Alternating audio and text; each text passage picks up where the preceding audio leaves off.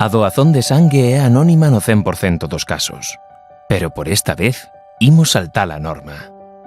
¿Qué opinas de que haya tan poca gente concienciada con donar? Porque solo hay un 4% de gente que está donando en este momento.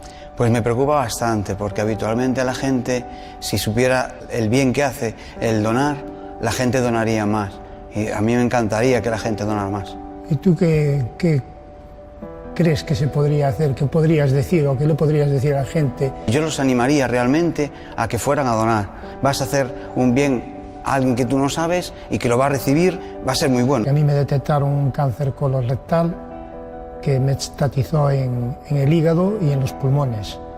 Entonces fue necesario muchas quimioterapias y muchas radioterapias y 6 cirugías.